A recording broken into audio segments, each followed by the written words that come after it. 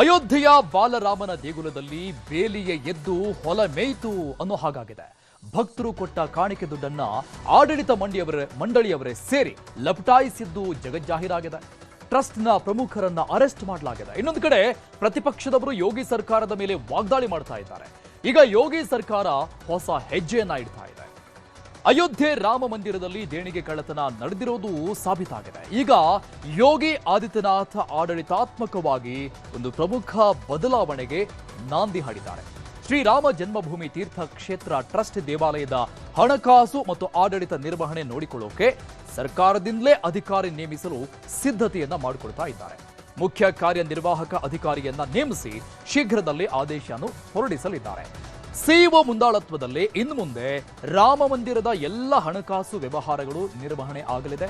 ಈ ಮೂಲಗಳ ಪ್ರಕಾರ ರಾಮ ಜನ್ಮಭೂಮಿ ದೇಗುಲ ನಿರ್ಮಾಣ ಸಮಿತಿಯ ಅಧ್ಯಕ್ಷ ನೃಪೇಂದ್ರ ಮಿಶ್ರಾ ಅವರನ್ನ ಸಿಇಒ ಆಗಿ ನೇಮಿಸುವ ಸಾಧ್ಯತೆ ಇದೆ.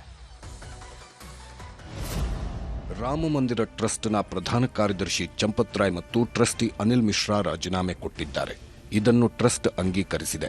ಟ್ರಸ್ಟ್ ತನ್ನ ಅಧಿಕಾರಿಗಳಿಗೆ ವೈಯಕ್ತಿಕವಾಗಿ ಹಸ್ತಾಂತರಿಸಲಾದ ಎಲ್ಲ ಬೆಲೆಬಾಳುವ ವಸ್ತುಗಳು, ಆಭರಣಗಳು, ಭಗವಾನ್ ರಾಮನಿಗೆ ನೀಡಿದ ಇತರೆ ಕಾಣಿಕೆಗಳು ಸುರಕ್ಷಿತವಾಗಿವೆ ಮತ್ತು ಸಂಪೂರ್ಣವಾಗಿ ಲೆಕ್ಕಪತ್ರದಲ್ಲಿವೆ ಎಂದು ಭಕ್ತರಿಗೆ ಭರವಸೆ ನೀಡುತ್ತೇವೆ. ಶ್ರೀರಾಮ ಮಂದಿರ ಅಯೋಧ್ಯೆ ಕುರಿತು ಕಳೆದ ಕೆಲವು ದಿನಗಳಿಂದ ವರದಿಯಾದ ಘಟನೆಗಳಿಂದ ನಮಗೆ ಆಘಾತ, ನೋವು ಮತ್ತು ತೀವ್ರ ದುಃಖವಾಗಿದೆ. ಭವಿಷ್ಯದಲ್ಲಿ ಅಂತಹ ಯಾವುದೇ ದುರದೃಷ್ಟಕರ ಪರಿಸ್ಥಿತಿ ಉದ್ಭವಿಸದಂತೆ ನಾವು ಕ್ರಮಗಳನ್ನು ತೆಗೆದುಕೊಳ್ಳುತ್ತೇವೆ ಎಂದು ನಾವು ಎಲ್ಲರಿಗೂ ಭರವಸೆ ನೀಡುತ್ತೇವೆ. ಹೀಗೆ ರಾಮ ಮಂದಿರ ಟ್ರಸ್ಟ್ನವರು ರಾಜೀನಾಮೆ ಅಂಗೀಕರಿಸಿದ್ದನ್ನ ದೃಢಪಡಿಸಿದ್ದಾರೆ. ಇನ್ನೊಂದು ಕಡೆ ಕಾಂಗ್ರೆಸ್ ನಾಯಕಿ ಪ್ರಿಯಾಂಕಾ ಗಾಂಧಿ ಅಯೋಧ್ಯೆ ಕಳ್ಳತನ ಕೇಸ್ನ ಎಸ್ಐಟಿ ತನಿಖಾ ವರದಿಯನ್ನ ಬಹಿರಂಗಪಡಿಸಬೇಕು ಅಂತ ಒತ್ತಾಯ ಮಾಡಿದ್ದಾರೆ. It's really tragic that people from all over the country, those who believe and those who have faith, gave donations and now those donations have been stolen.